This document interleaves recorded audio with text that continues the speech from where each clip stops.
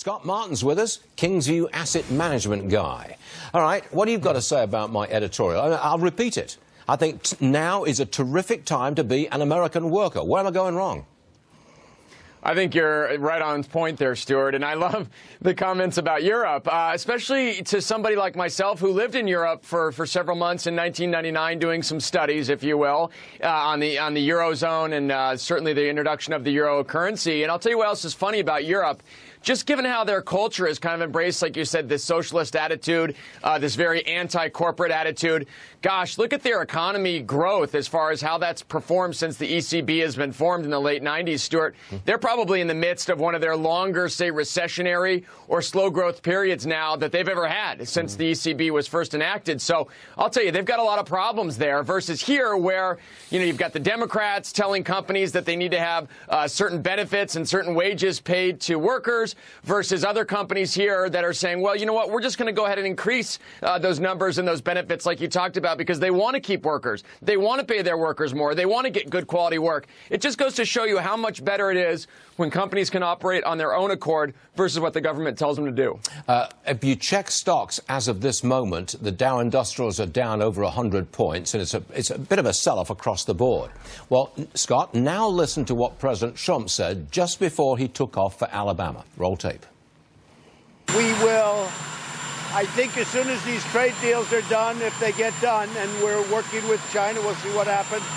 But I think you're going to see a very big spike. A lot of people are waiting to see what happens with the China deal. Mexico, Canada is done. We'll be submitting to Congress very shortly. And that's a great deal for the United States. So let me repeat what the president said there. We'll get a nice spike in the stock market if and when we get a China trade deal. What do you say to that, Scott?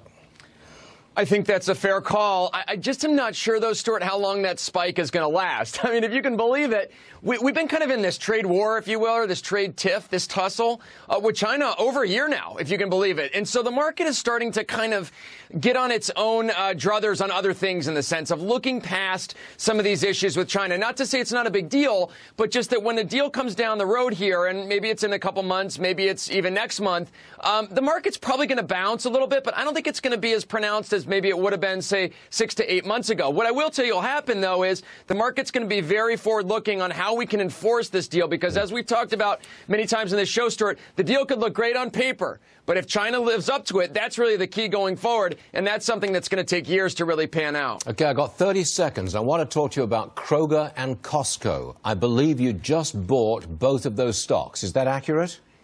We've actually had Costco much longer. We've had Costco for about a year now, but love that area as far as, they're going to dominate just alongside Walmart and Amazon. The world is big enough for the three of them. Kroger's an interesting one. Really stinky earnings yesterday. The stock took a big hit, but it was on a lot of kind of one-off factors, including gasoline prices in the fourth quarter. They're spending a lot of money to compete with that last-mile delivery that Amazon's talking about so prevalently. So I think Kroger's one of those names, Stuart, you can get into off this pullback in that they're going to still be able to compete. They're still going to be out there. Country's largest grocery store chain. I like them. Okay, got it, Scott Martin. Thanks very much indeed. And you have a great weekend, young man. Thanks very much.